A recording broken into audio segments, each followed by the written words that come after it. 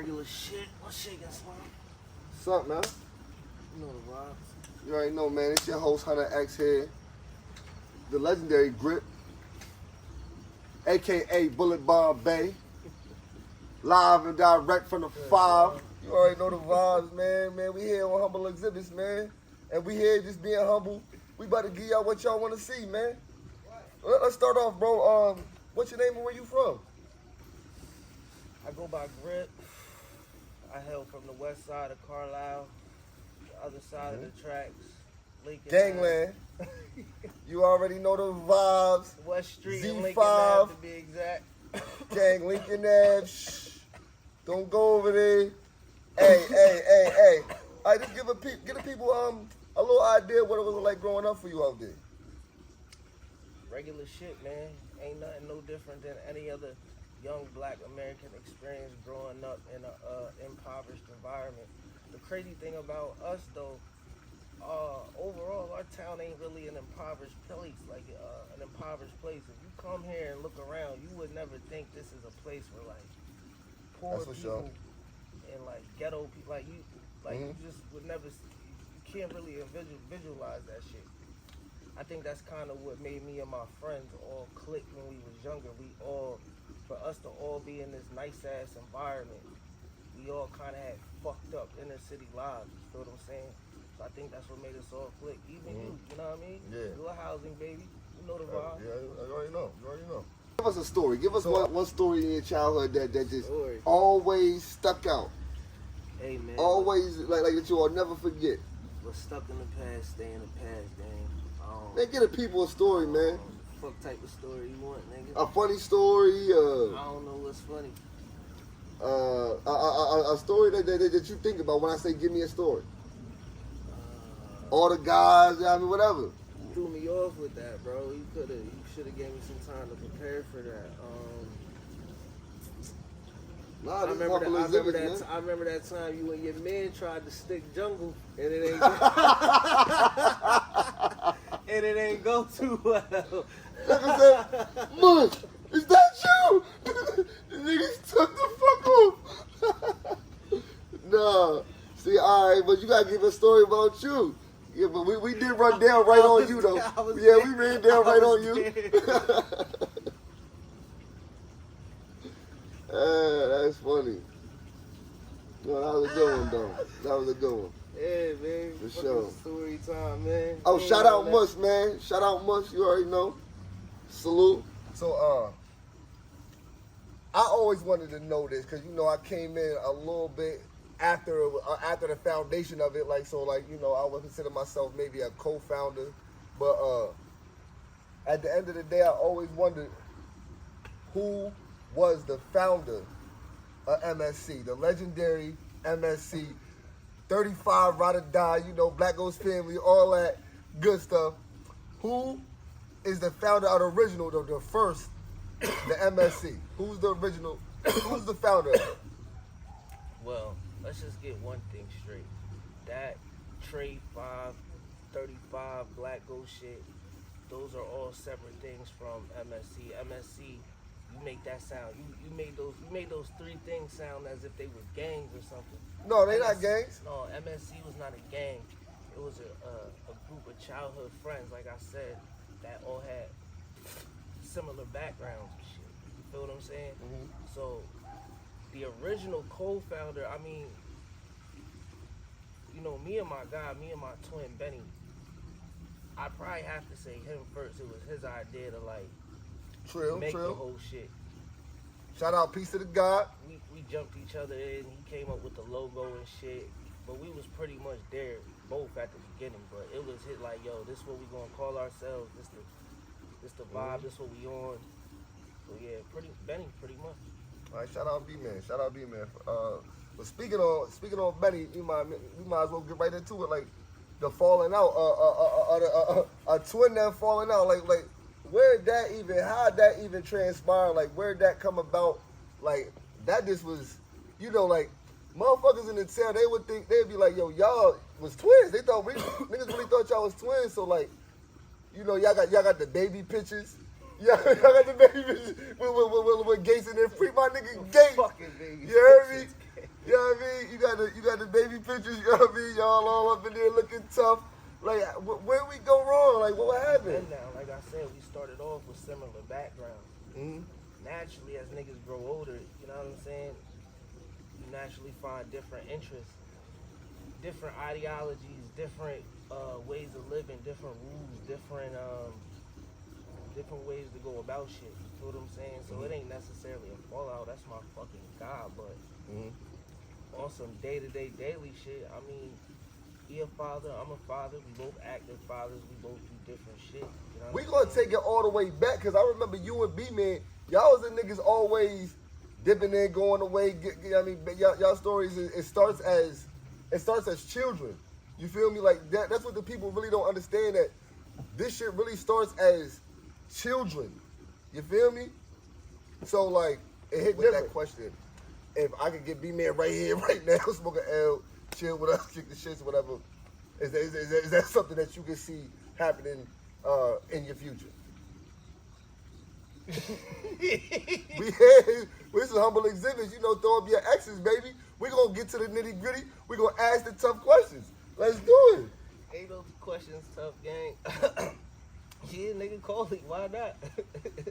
I don't see no reason why. What? So, B-Man, we had.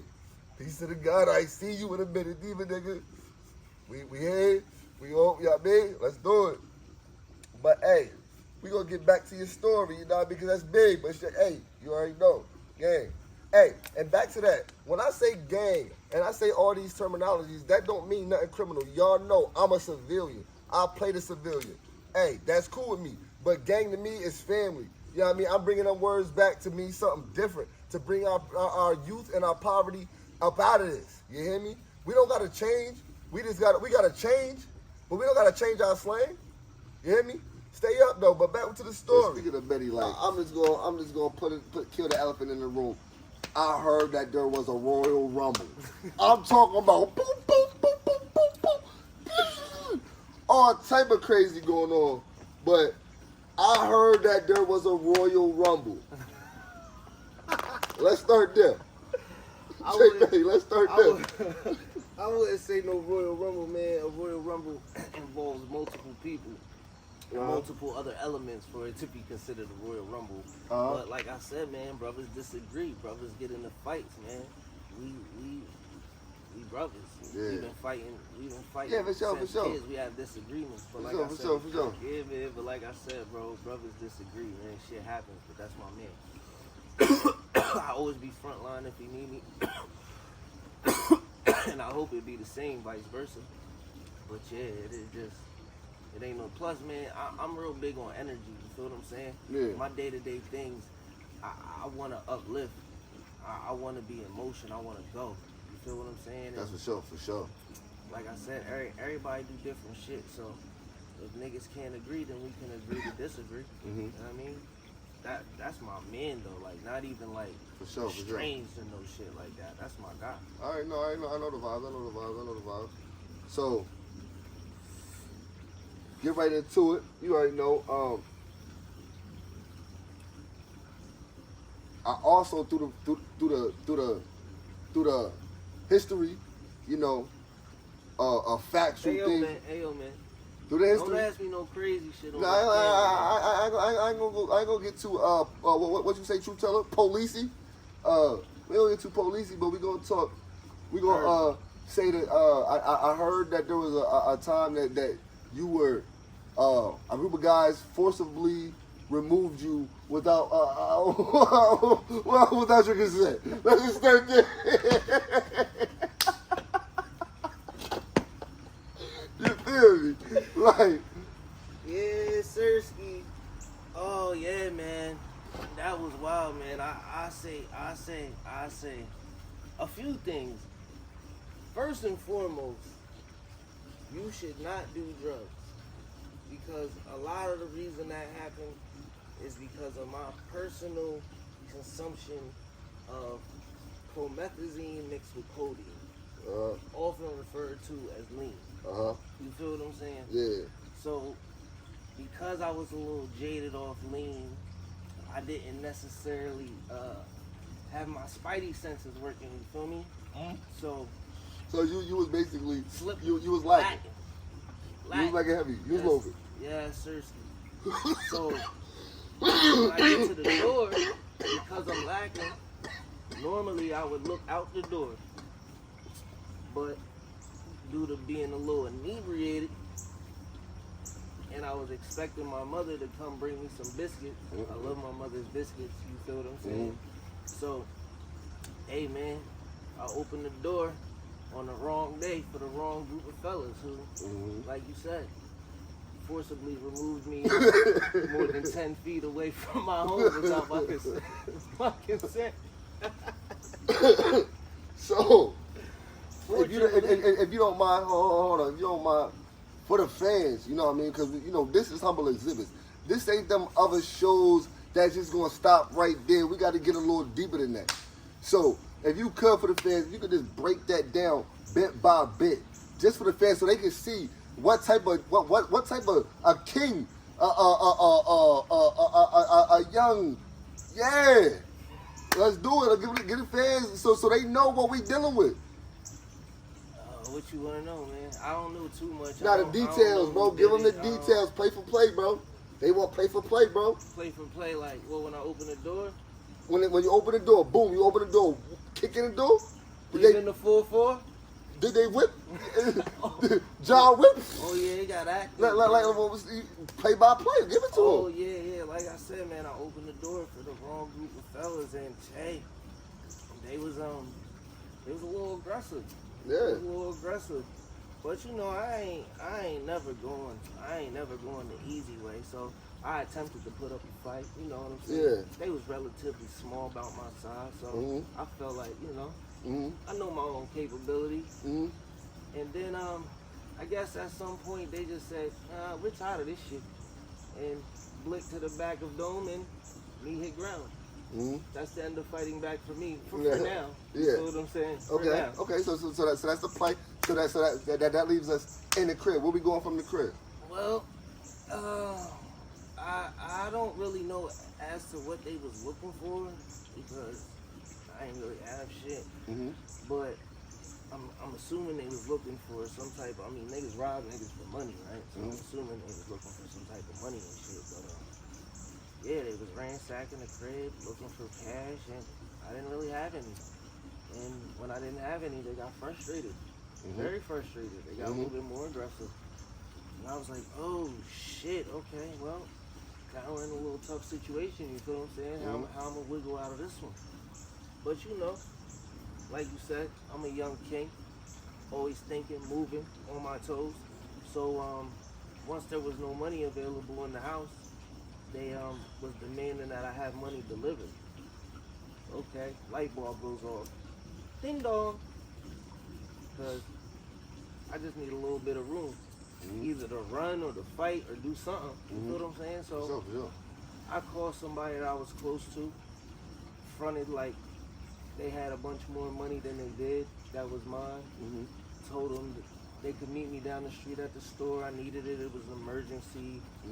And these guys being as thirsty as they were and desperate as funds for they were, they went for it. What's the expression called?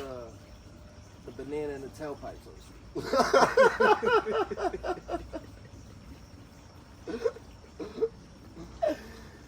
So, you know, once we got in the vehicle, you know, I always keep a plan A, B, and C when it comes to self-defense and protection, as everyone should. I think you would agree.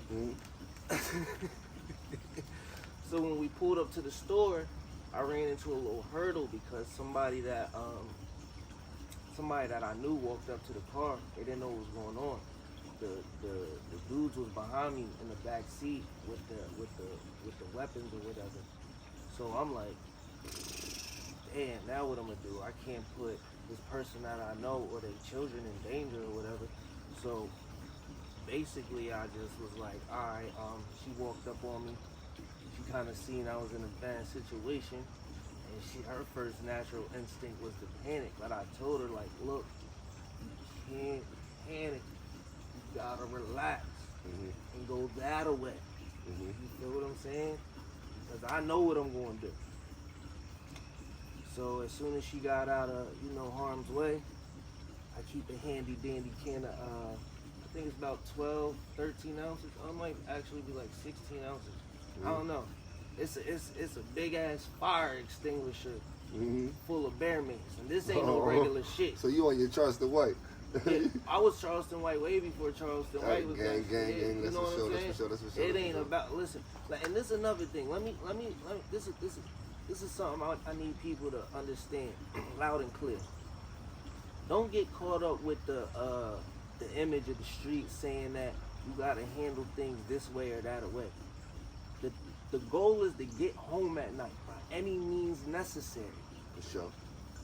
So there is no gangster way of handling it or gangster weapon of choice. That gangster weapon of choice also comes with a gangster amount of time that a lot of niggas ain't really prepared to do. For sure. So you gotta kind of be smart when you're defending yourself, especially when you're in a situation like me. I'm a felon. You know what I mean? So I can't really carry firearms or none of that. And then on top of that, because of the state that we in, you can't just pull your firearm out and shoot anyway. This ain't Florida. You see what I'm saying? So I don't know. I think a lot of people get caught up on the image of, oh, a certain type of weapon makes you a bitch. No, being a victim, I'm not going to say being a victim makes you a bitch, but not being able to defend yourself makes you a bitch. So with that being said, that handy dandy can of bear mace, me and that handy dandy can of bear mace up against two niggas with semi-automatic weapons, and we win. You feel what I'm saying? So I got out of that situation by the grace of God and my angels in the outfield. So, but hold on, you say we win. We you got to win. break it down Me from when you grabbed it. mace. So we, I'm gonna take it back. So we grabbed the bear mace. So they didn't see you grab the bear mace, or you grabbed it with your left hand. Well, obviously everything that I'm talking about is in real time, so it's happening fast. You feel what I'm saying? So, like I said, once this person was out of harm's way, and the kids was out of harm's way, I glanced back at them. They looking around, obviously paranoid because they know what they into. That's all I need is a quick second, like I said, to fight back. I know the can of bear mace is there, and I know what the can of bear mace does. So I grabbed the handle with the right hand, grabbed the bear mace with the left hand, and roll out the car. Man, it's fucked up in there. Yeah, it was fucked up. So as you get out of the car, do they exchange fire? Oh, they start firing a lot of shots, but he don't even know where he's looking at. So he could have been out there on some real like live serial killer type shit, because he could have been hitting up anybody. Anybody, yeah. But at that point, I don't think he was firing in aggression. I think he was firing in self-defense. Just because he was so thrown off by the mace, he probably didn't know what the fuck was happening. You feel what I'm saying? So he just was firing. He ended up dropping the gun, like, you know what I mean? So yeah. Okay. So that's traumatic. How did that linger, or did that just, you know, did you sleep good that night? Oh, I slept good that. Well, no, that night I think I was doing research, shit like that, and I mean the pain lingered for a little bit as far as physically from being hit with a ratchet or something, you know what I mean, shit like that. But nah, I don't really lose no sleep. I was straight, you know what I'm saying? I felt the way about it for a while, but after a while,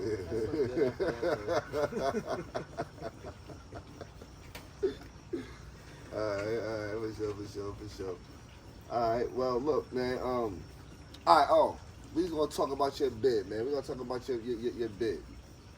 What was that like, being away from your family? Like, I mean, we're not even gonna get in a place, but we're just gonna talk about your bid upstate.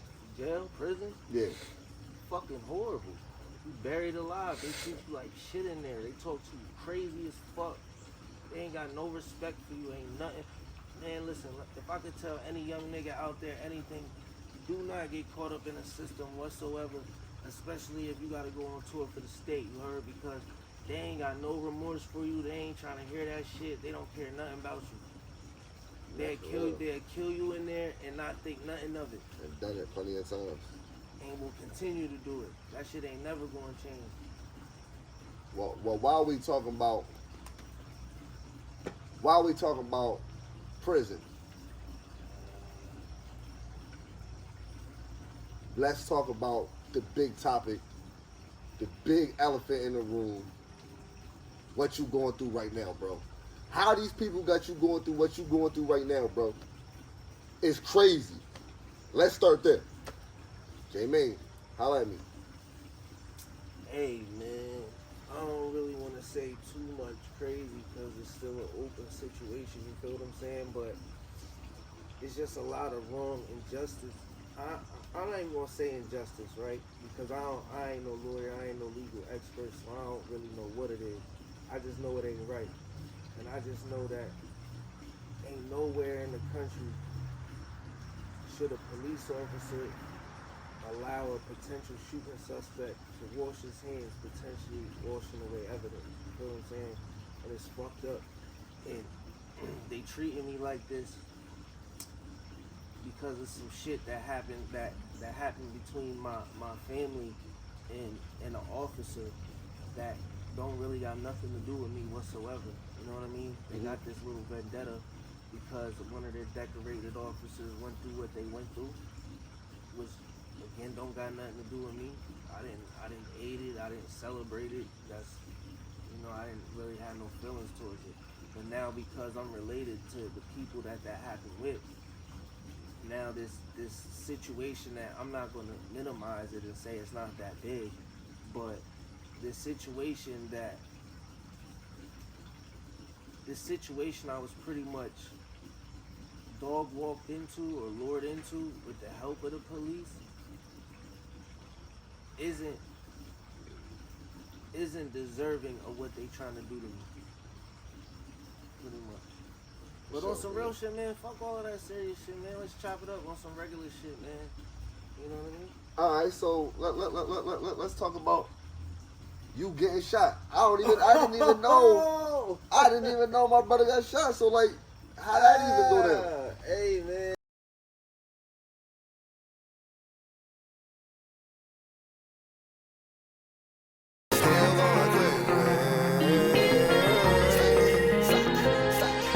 Still go crazy. Pay if you want them little boys, ain't no punks, no the wrist, and they still go crazy. Bullets and targets like Brady, I'm Scar from the 80s. I'm Scarface, baby. Lost out my squad of this shit, but the new ones coming and they still going crazy. We talk with them sticks, this shit kick, turn your shit to low main, nigga. Why y'all giving up? 100% gangster was my nigga. Left a nigga scar, but it's y'all my niggas. Then turn this up on God when you killin'. Do the smile on your face, niggas. These niggas scared killers. Niggas shooting blind when they spinning. Weird niggas killing women, still I love my niggas. In the trenches selling drugs with my niggas. Till the feds come get us. If it's up, then it's stuck, my niggas. Ain't no problem, we gon' fuck my niggas. It's 35 fingers, love my niggas. Got the ag inside my cup, my niggas. While I'm live, show me love,